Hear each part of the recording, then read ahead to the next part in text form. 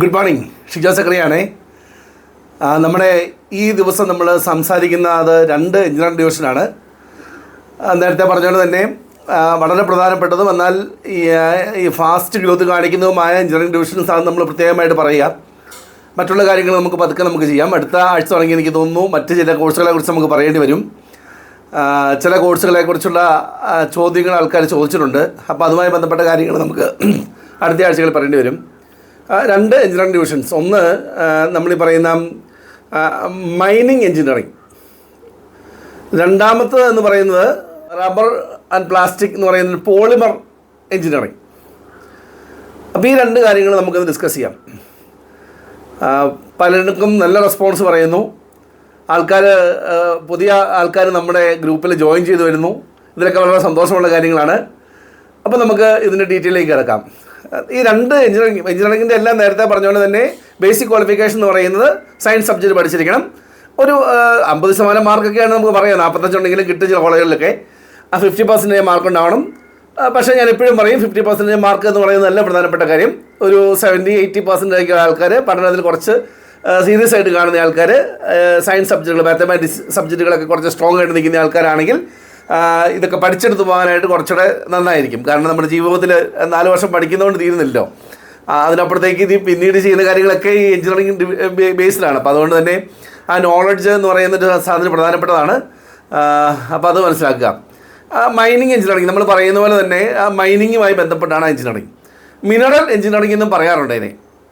അപ്പോൾ എന്താണ്, നമ്മുടെ മിനറൽസിനെ ഈ പറയുന്ന ഖനനം ചെയ്ത് എക്സ്ട്രാക്ട് ചെയ്തെടുക്കുക എന്നുള്ളതാണ് ബേസിക് ആയിട്ടുള്ള സാധനം. അതാണ് നമ്മൾ ഈ ഖനികളൊക്കെ പറയുന്നുണ്ടല്ലോ, ഇങ്ങനെ തിരിച്ചെടുക്കുക.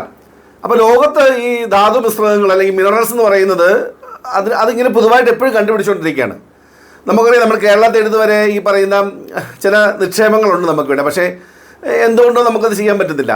ഇപ്പം പൊളിറ്റിക്കൽ കാര്യങ്ങളായിരിക്കാം, അല്ലെങ്കിൽ പരിസ്ഥിതിയുമായി ബന്ധപ്പെട്ട കാര്യങ്ങളായിരിക്കാം, എന്താണെങ്കിലും അതവിടെ നിൽക്കട്ടെ.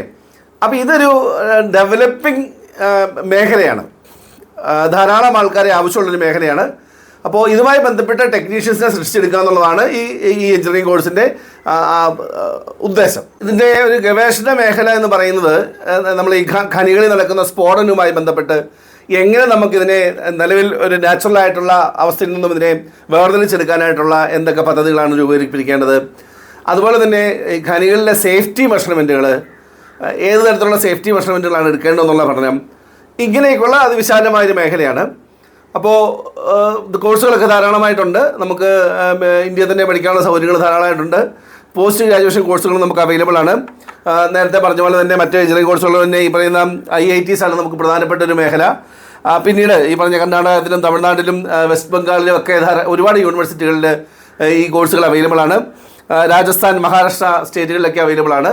ഒരുപാട് സ്ഥാപനങ്ങളില്ല. പക്ഷേ നമുക്ക് വേണമെങ്കിൽ നമുക്കൊരു അഡ്മിഷൻ കിട്ടാൻ ബുദ്ധിമുട്ടൊന്നും വരത്തില്ല. അങ്ങനെ ചിന്തിച്ചാൽ മതി. ഇതിനകത്ത് 2-3 കോഴ്സുകൾ. ഒന്ന് ബേസിക് കോഴ്സ് എന്ന് പറയുന്നത് BE കോഴ്സ് അല്ലെങ്കിൽ BTech കോഴ്സാണ്, 4 വർഷത്തെ കോഴ്സ്. ഡിപ്ലോമ ഇൻ മൈനിങ് എന്ന് പറയുന്നൊരു കോഴ്സ് ഇത് അവൈലബിൾ ആണ് കേട്ടോ. 3 വർഷത്തെ കോഴ്സ് അവൈലബിൾ ആണ്. വേണമെങ്കിൽ അതിന് പോകാം. പക്ഷേ നമ്മൾ ഈ പറയുന്നത് നമ്മുടെ ഒരു കരിയർ ഗ്രോത്തിൽ പക്ഷേ നമുക്കിപ്പോഴും ഈ പറയുന്ന 4 വർഷത്തെ ഡിഗ്രി കോഴ്സ് തന്നെയായിരിക്കും ഉചിതമായിരിക്കാമെന്ന് തോന്നുന്നു. പോസ്റ്റ് ഗ്രാജുവേഷൻ ഡിപ്ലോമ അവൈലബിൾ ആണ്. എന്ന് പറഞ്ഞാൽ നമുക്ക് ഡിഗ്രിക്ക് ശേഷം പോസ്റ്റ് ഗ്രാജുവേറ്റ് ഡിപ്ലോമയിലേക്ക് പോകാം. അതല്ലെങ്കിൽ PhD ഇൻ മൈനിങ് എന്ന് പറഞ്ഞ് മൈനിങ് എഞ്ചിനീയറിംഗ് എന്ന് പറഞ്ഞ് ഓൾറെഡി അങ്ങനെ ഒരു കോഴ്സ് നമുക്ക് അവൈലബിൾ ആണ്. ഡോക്ടറേറ്റ് എടുക്കാനുള്ള അവൈലബിലിറ്റി ഉണ്ട്.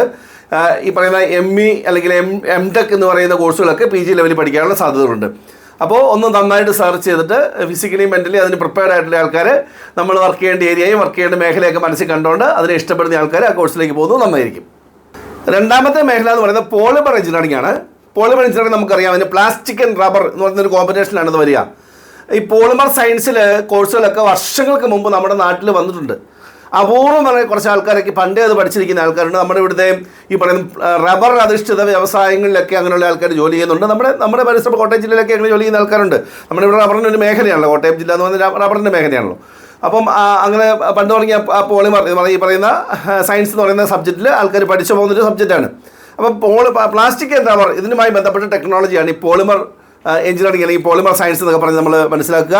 അത് ഈ പറയുന്ന ഇതുമായി ബന്ധപ്പെട്ട് നമ്മൾ പ്രോഡക്റ്റുകളുടെ നിർമ്മാണം, അത് ഈ പ്രോഡക്റ്റ് എന്ന് പറഞ്ഞാൽ റബ്ബർ ആൻഡ് പ്ലാസ്റ്റിക്കിൻ്റെ ഒരു മിക്സിങ് അല്ലെങ്കിൽ അതങ്ങനെയുള്ള സാധനങ്ങൾ എവിടെയൊക്കെ ഉപയോഗിക്കുന്നുണ്ടോ, ഏതെല്ലാം ഇൻഡസ്ട്രിയിൽ ഉപയോഗിക്കുന്നുണ്ടോ. ചിലപ്പോൾ ഇൻഡസ്ട്രി ആകണമെന്ന് നിർബന്ധമില്ല. അത് ഈ പറയുന്ന കരകൗശല വസ്തുക്കളായിരിക്കാം, അതല്ലെങ്കിൽ അലങ്കാര വസ്തുക്കളായിരിക്കാം, ഓട്ടോമൊബൈലുമായി ബന്ധപ്പെട്ട കാര്യങ്ങളായിരിക്കാം. അങ്ങനെ ഇതുമായി ബന്ധപ്പെട്ടുള്ള ഉപയോഗിക്കാൻ പറ്റുന്ന സാധ്യതകളുള്ള എവിടെയൊക്കെ ഉൽപ്പന്നങ്ങളുടെ നിർമ്മാണം, അതിനെക്കുറിച്ചുള്ള റിസർച്ച്, എങ്ങനെ ഉപയോഗിക്കാൻ സാധിക്കുന്നു, എങ്ങനെ ഏറ്റവും ചിലവ് കുറച്ച് ഉപകാരപ്രദമായ രീതിയിൽ പ്രോഡക്റ്റ് ഉണ്ടാക്കാൻ സാധിക്കുന്നു എന്നൊക്കെയുള്ളതാണ് ഈ സബ്ജക്റ്റ് പഠിപ്പിക്കുക. അപ്പോൾ 4 വർഷത്തെ കോഴ്സ് നേരത്തെ പറഞ്ഞ പോലെ തന്നെ ബിടെക് കോഴ്സ് അവൈലബിൾ ആണ്, BE കോഴ്സുകൾ അവൈലബിൾ ആണ്. നമുക്കത് അതിൻ്റെ PG കോഴ്സുകളും നിലവിൽ അവൈലബിൾ ആണ്. എവിടെയൊക്കെയാണ് ആ കോഴ്സുകൾ ഉള്ളതെന്നും കൂടെ നമുക്കിപ്പോൾ നോക്കാം. നമ്മൾ കോഴ്സുകളുടെ ഡീറ്റെയിൽസ് പറയുമ്പം bachelor of engineering polymer science and chemical engineering എന്ന് പറയുന്ന ഒരു കോഴ്സ്, കെമിക്കൽ ടെക്നോളജി എന്ന് പറയുന്ന ഒരു കോഴ്സ് നമുക്ക് അവൈലബിൾ ആണ്. അതുപോലെ തന്നെ പോളിമർ എഞ്ചിനീയറിംഗ് എന്ന് പറയുന്ന BA പോളിമർ എഞ്ചിനീയറിംഗ് എന്ന് പറയുന്ന കോഴ്സ് അവൈലബിൾ ആണ്. മറ്റ് കോഴ്സുകൾ പറഞ്ഞാൽ BTech polymer science and technology എന്ന് പറയുന്ന കോഴ്സ് അവൈലബിൾ ആണ്. നമുക്ക് നമ്മുടെ കേരളത്തിൽ നമ്മുടെ കുസാറ്റിൽ, Kochi university, Cochin engineering college engineering അല്ല കുസാറ്റ് ഉണ്ടല്ലോ, അപ്പം അവിടെ Kochi university of science and technology കുസാറ്റിൽ നമുക്ക് ഈ കോഴ്സ് അവൈലബിൾ ആണ്. അതുപോലെ തന്നെ IIT ഡൽഹിയിൽ അവൈലബിൾ ആണ്. ഛത്തീസ്ഗഡ്, ജാർഖണ്ഡ് തുടങ്ങിയ സംസ്ഥാനങ്ങളിൽ അവൈലബിൾ ആണ്. ആന്ധ്രാപ്രദേശ്, തമിഴ്നാടു, ഈ കാലിക്കറ്റ്, ഇവിടെ നമുക്ക് കാലിക്കറ്റിൽ അവൈലബിൾ ആണ്. കാലിക്കറ്റ്, തൊടുപുഴയിൽ നമുക്ക് ഈ കോഴ്സ് അവൈലബിൾ ആണ്. എന്ന് പറഞ്ഞാൽ ഞാൻ പറഞ്ഞല്ലോ നേരത്തെ തന്നെ നമുക്ക് ഈ മേഖല, നമുക്ക് ഏറ്റവും കൂടുതൽ റബ്ബർ അധിഷ്ഠിത വ്യവസായങ്ങൾ നടക്കുന്ന മേഖല നമ്മുടെ മേഖലയാണ്. അതുകൊണ്ട് ഈ കോഴ്സുകൾ അവൈലബിൾ ആണ്. തൊടുപുഴയിലാണെങ്കിൽ നമുക്ക് university college of engineering available ആണ്. അതുപോലെ കാലിക്കറ്റ് ആണെങ്കിൽ നാഷണൽ ഇൻസ്റ്റിറ്റ്യൂട്ട് ഓഫ് ടെക്നോളജി, അവിടെ നമുക്ക് ഈ കോഴ്സ് അവൈലബിൾ ആണ്. അപ്പം ഞാൻ പറഞ്ഞില്ലേ, കുറച്ച് പഠന കാര്യങ്ങളിൽ കുറച്ച് ശ്രദ്ധ കൂടുതൽ വെക്കുന്നതും റിസർച്ച് ഓറിയൻറ്റഡായി കൃത്യമായി പോകാനായിട്ട് മാനസികമായിട്ട് റെഡി ആയിട്ടുള്ള ആൾക്കാരും ഈ സബ്ജക്റ്റിൽ എന്തുമാത്രം പഠിക്കാൻ പറ്റുമോ, ലോകത്ത് എവിടെ നിന്നൊക്കെ പഠിക്കാൻ പറ്റുമോ അങ്ങനെ പഠിക്കാനും സാധ്യതയുള്ള, താല്പര്യമുള്ള കുട്ടികളാണ് ഇങ്ങനെയുള്ള ഈ കോഴ്സിന് പോകാൻ വേണ്ടത്. പക്ഷേ സാധ്യതയുള്ള കോഴ്സാണ്.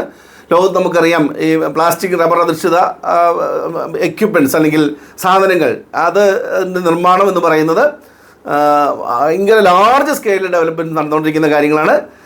അപ്പോൾ ഈ 2 കോഴ്സുകൾ നിങ്ങളുടെ മനസ്സിലേക്ക് വെക്കുക. ഒരിക്കൽ കൂടി ഓർപ്പിക്കുകയാണ്, ആരെങ്കിലും ഒക്കെ നമ്മുടെ ഇത് കാണുന്ന ആൾക്കാരൊന്ന് സബ്സ്ക്രൈബ് ചെയ്തിട്ടില്ലെങ്കിൽ അതൊന്ന് സബ്സ്ക്രൈബ് ചെയ്യാനായിട്ട് നോക്കുക, മറ്റുള്ളവർക്കൊന്ന് അയച്ചു കൊടുക്കുക. അപ്പോൾ വീണ്ടും നമുക്ക് അടുത്ത ആഴ്ച മറ്റു ചില വിഷയങ്ങളുമായിട്ട് കാണാം. Thank you very much.